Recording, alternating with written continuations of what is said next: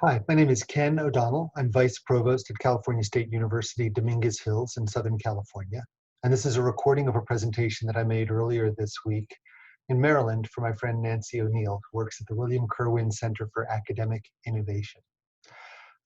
You should be able to see the PowerPoint that I showed during that presentation as part of this recording. Sometimes the image of my face talking might block some of what's on the slides, but I think you'll still be able to make sense of it. The presentation was in three parts, starting out before we had high impact practices, a brief look at what engaged learning has been like in colleges and universities over the years. Then HIP's high impact practices in their first decade, that is roughly from 2008 when the George Koo publication came out to 2018. And then what we've been doing since then to try to position ourselves for the work ahead and what we can do with what we've learned so far from work in the field. So starting with before high impact practices, and I do mean before, most of us trace colleges and universities in the West to Europe in the late Middle Ages, around the year 1100, when the University of Bologna was founded. And at the time, curriculum had really three main purposes. You were preparing for a life in the clergy, medicine, or the law. And really, that was about the only reason you would go to college for a very long time, for many years after that. Most historians will trace the development of college and university curriculum, the next big change, in the latter half of the 19th century, when we had to add degree programs in parts of the world that had become more complicated. Manufacturing, agriculture, teacher preparation, business administration. A lot of the degree programs that are kind of the main course for state colleges and universities, like the one where I work, came of age during this period in the development of post-secondary education. And most of them are still with us today, along with medicine, law, and the clergy. The world, on the other hand, has not been standing still. And the one that we're preparing a growing share of our students for just doesn't look like those first two pictures. It looks like the third one. They're going to be working in teams. They're going to be with people who don't always resemble them. They're going to be interacting a lot with technology. And so it seems due for another adjustment in how we deliver and conceive of higher education. As we think about that future, I find it personally helpful to look even further backward. I'm influenced by books I enjoy as an armchair anthropologist. I'm very interested in early human history and how our proclivity for learning in groups has served us over very long timescales, evolutionary timescales. The received wisdom about how we got to where we are today reached me something like this. We were miserable hunters and gatherers. We lived mostly like animals. And then one day we discovered farming and husbandry and settled down into cities with population density and bureaucracies and culture and lived happily ever after. And we ascribe most of that progress to things like domesticating wheat. Well, a counter narrative to that, called Against the Grain, depicts the way we got here a little bit differently. Really, there's a lot of advantage to hunting and gathering and to nomadic life. You're healthier. The reduced population density means there's not as much disease. You get a more varied diet.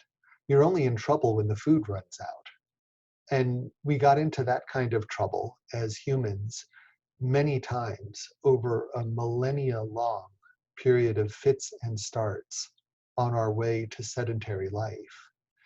And the image you get in that book is one of learning in its native state, of humans in groups experimenting with trial and error for something that will materially affect the quality of our lives. Those four panels are all in chronological order, but they're not evenly spaced. As you can imagine, all of the ones about colleges and universities are wadded up at the recent end. And that means that for almost all of our history as humans, learning looked nothing like that. Instead, it was personal, opportunistic, improvised, and above all, social. This was something we worked out together, and we continue to enjoy that kind of learning. As humans, we're very inclined to collaborate with others. We're highly social animals, and we're curious. We love experimentation, much more than if you've got house pets, you know that they like their comfort zone, and they're not as into, or at least not quite as into exploring as we are. And that was learning for us for thousands and thousands and thousands of years. It's only when you get to the end, that little white part at the around our own decades, that learning becomes something different.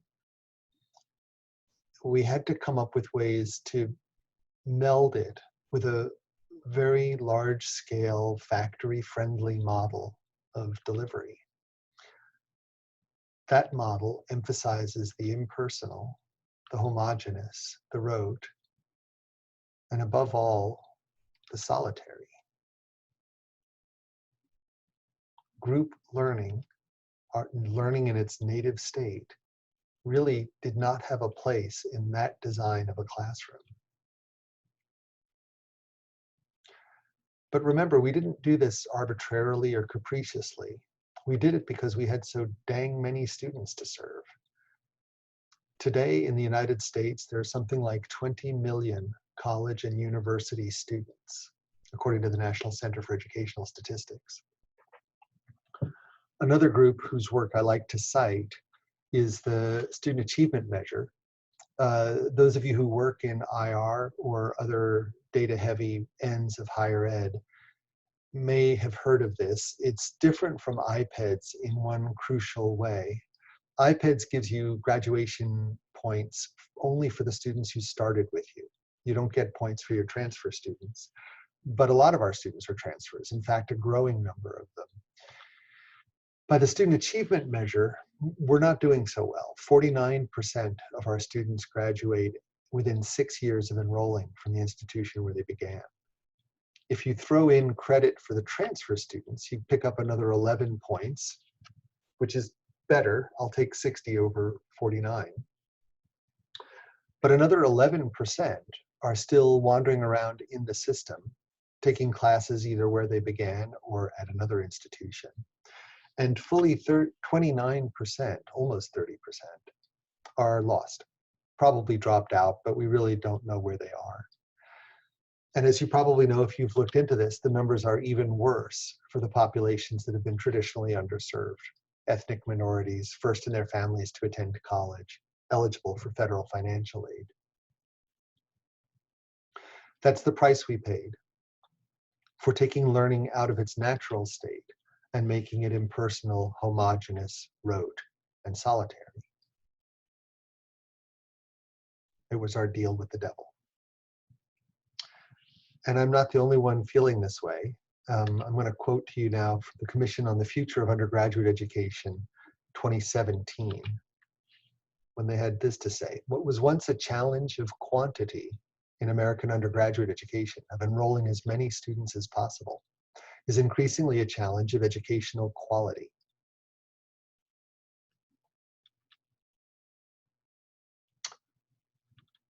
And then along comes George Koo, who with this publication bundles together, at least for the first time in my experience, a whole bunch of practices that we used to think of as very different. The full list of 10 is probably familiar to many people. It includes things like service learning, undergraduate education, learning communities.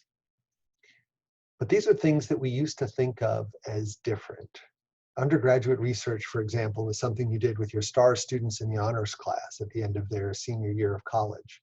Learning communities might be something you offer for the students who come in testing not ready in math and English.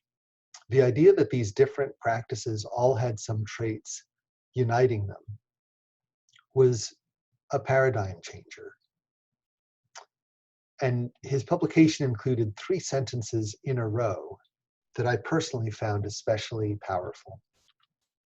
First, the effects of participating in high impact practices are positive for all types of students. Second, and maybe more importantly, Underserved students tend to benefit more from engaging in educationally purposeful educational activities.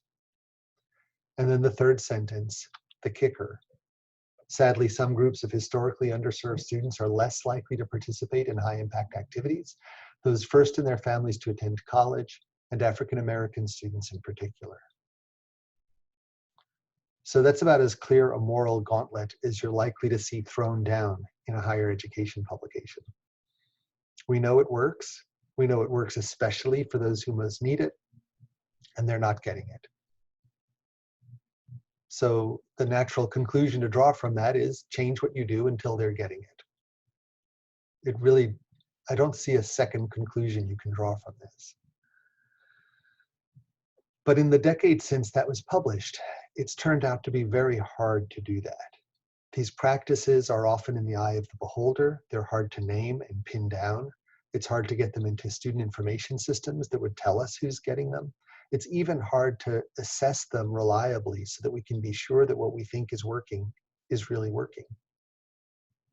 Shortly after this publication came out, the director of institutional research at one of the largest in the California State University system, California State University Northridge, compared her NESI responses with the graduation rates at her campus, on-time graduation, which is defined as 6 years or less. The red bars there are the Latino populations at Northridge. The gray is everybody else. And this is now as of about 10 years ago.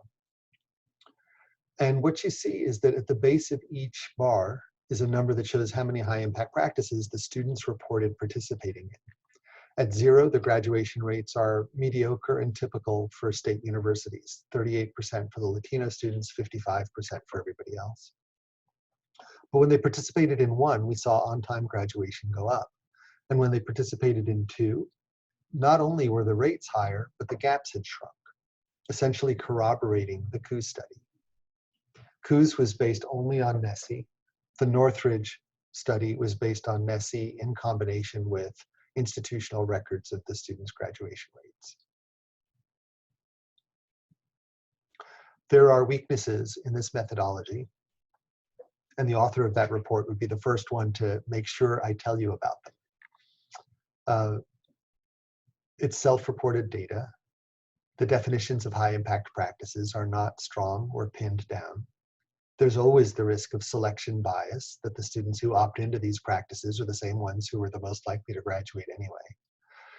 In her methodology, the director did what she could to control for these, but you really have to take this as a hopeful story, but one that requires a lot more scrutiny before you would base a policy on it.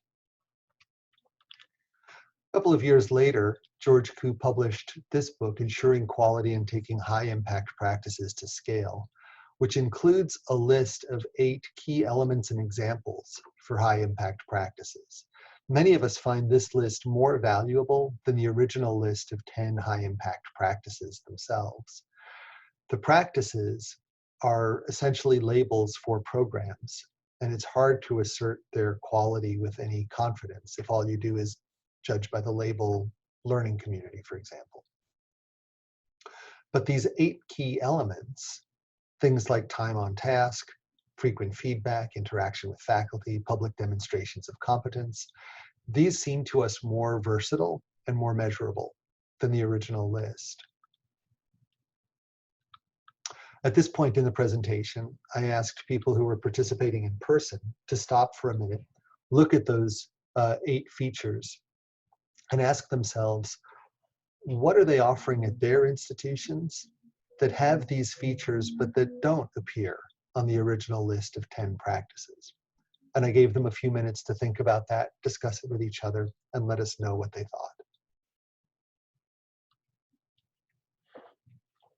I'm going to shift gears now and talk a little bit about assessment. The challenge here, as summarized in this headline in the Los Angeles Times from about 5 years ago, is that we're trying to measure things that are hard to measure. The article interviewed our director of service learning here at California State University, Dominguez Hills, my friend Cheryl McKnight, and asked her, what exactly do we think students get out of service learning? And this was her answer. It gives meaning to their education. It's not just about grades, not just about graduating. They're building self-efficacy. In those three asserted outcomes, traditional GPA, graduation, and a change in disposition, I think Cheryl captures what most of us look for in college itself. We want our students to complete, we want them to do well, and we want them to thrive afterward.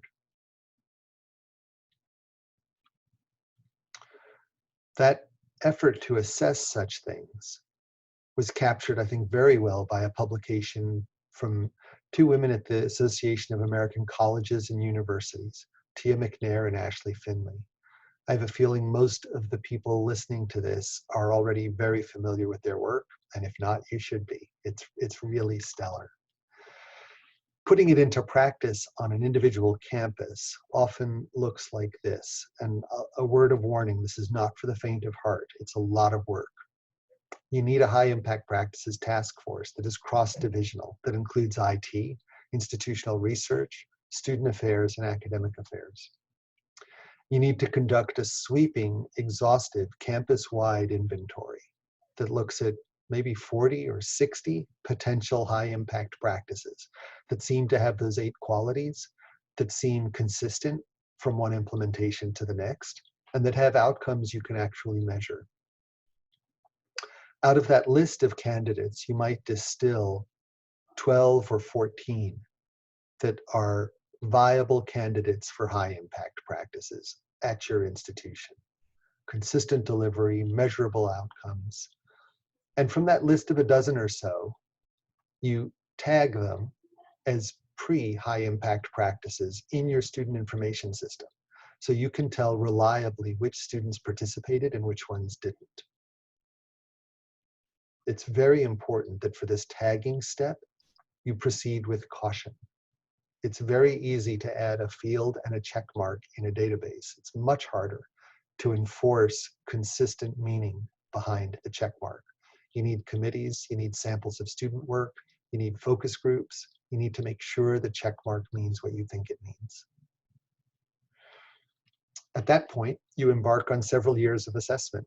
And it takes several years because we're looking not only for learning in the course, but for learning in subsequent work, for whether things are transferable, whether they stick, whether the students persist and eventually graduate.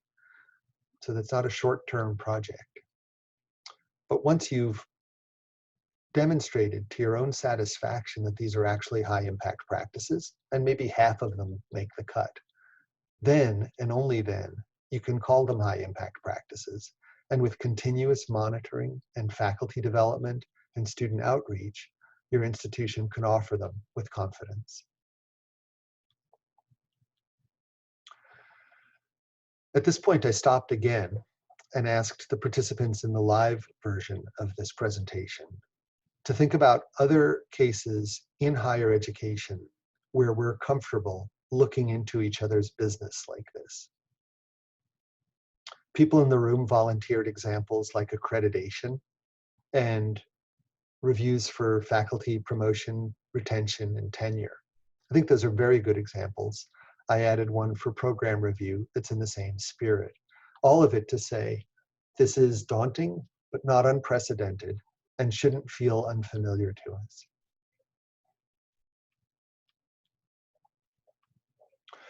In talking about the next decade of work, essentially high impact practices from 2018 through 2028, I was citing help that I got from a friend of mine in the room, Nancy O'Neill.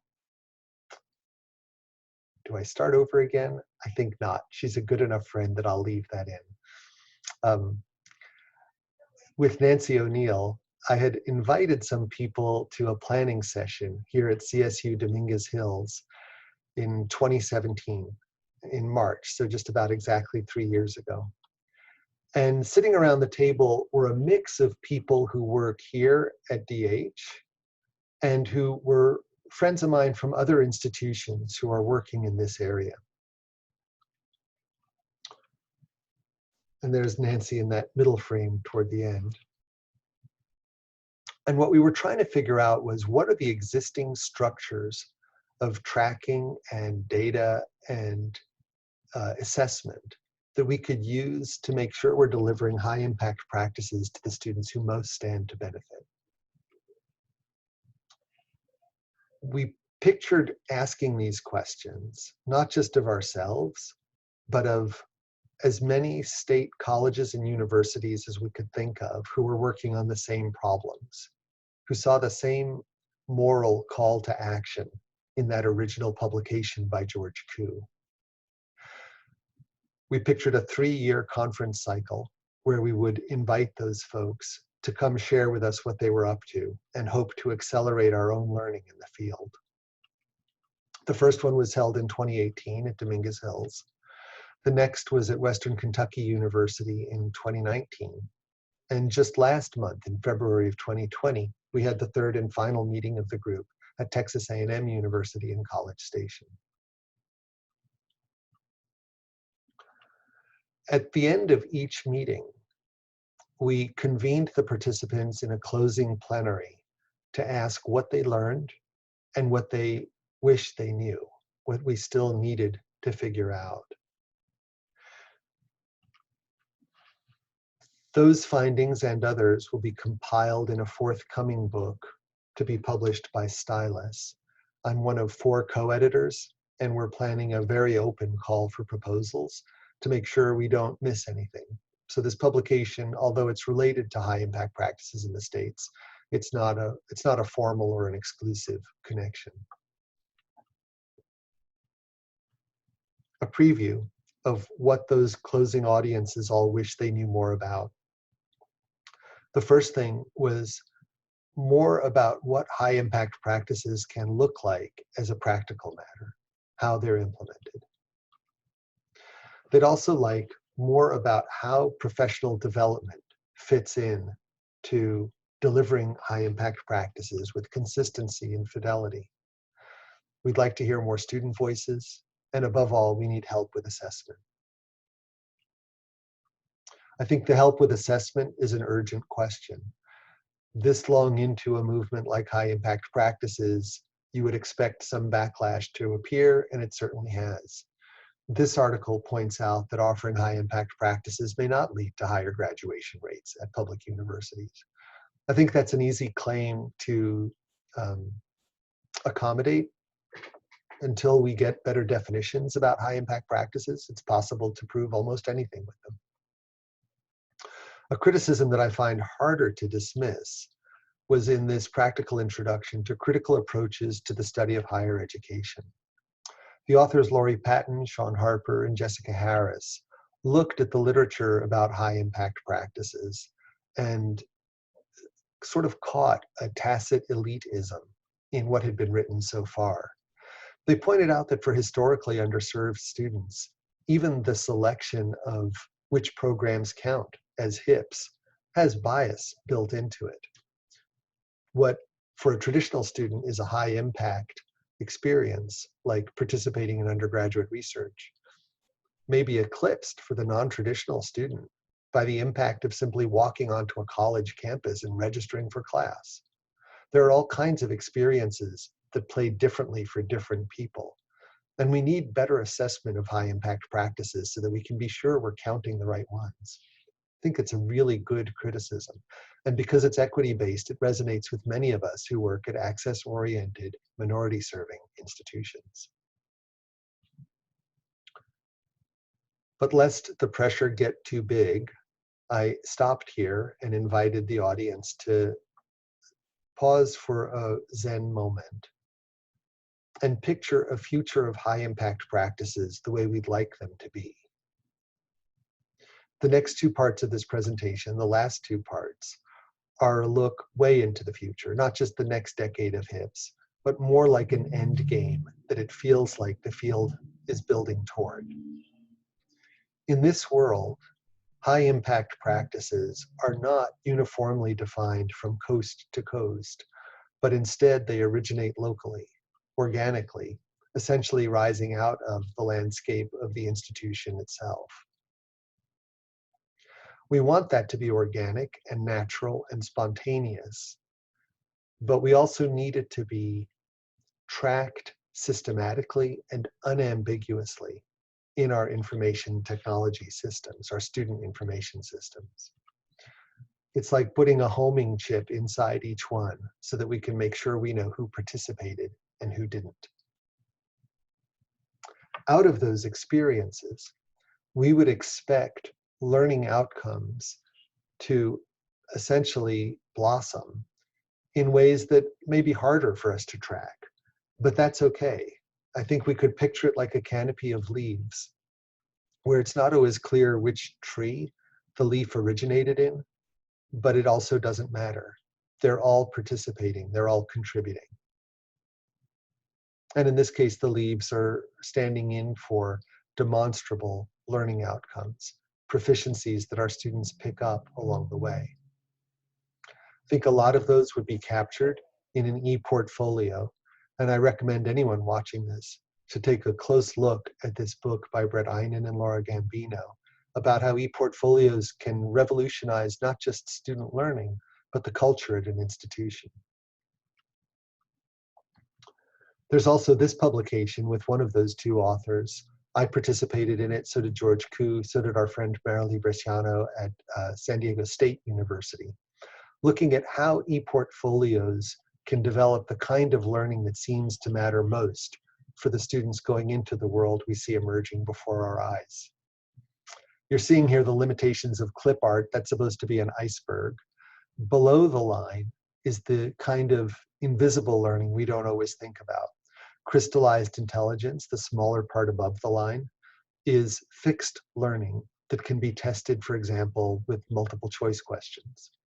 Fluid intelligence, adaptability, versatility, creativity, collaboration, harder to measure, below the waterline, but developed in high impact practices, and we believe made visible in e-portfolios.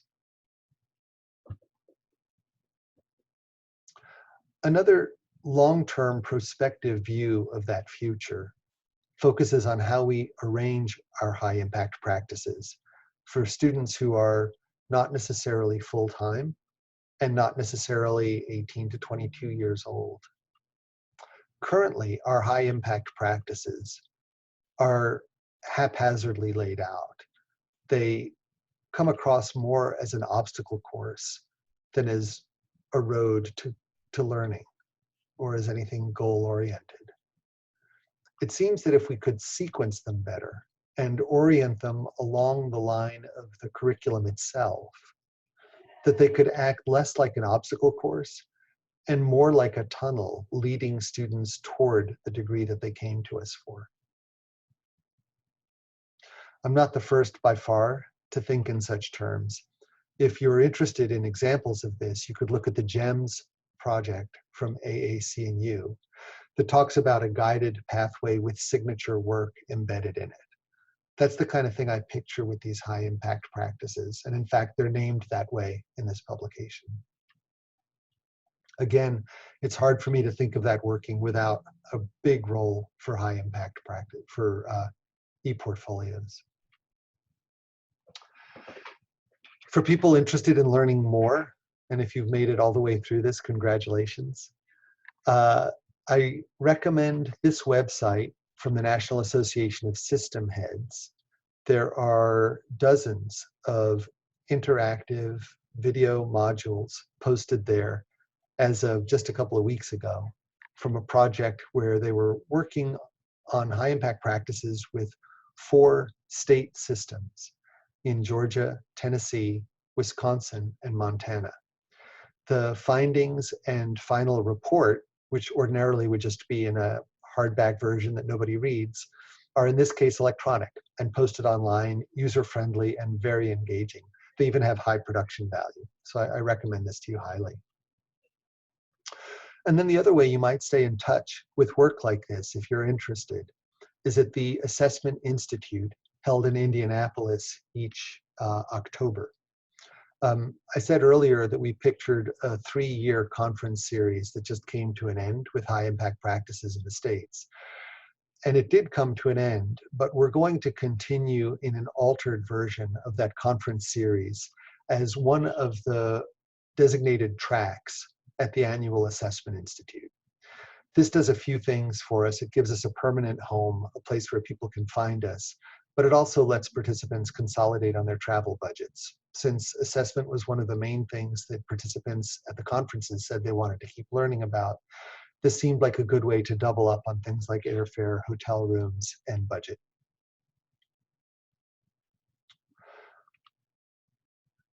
That's the date for the one coming up next October. If you're seeing this after that date, rest assured it's annual, and we're pretty sure that this HIPS in the States track will continue with the Assessment Institute for a while to come. So that's the presentation. Thank you for watching for this long. I'm gonna stop sharing my screen and stop recording and wish you well. And if you'd like to get in touch with me, I'm Ken O'Donnell. I'm very Google searchable, and I work at California State University, Dominguez Hills.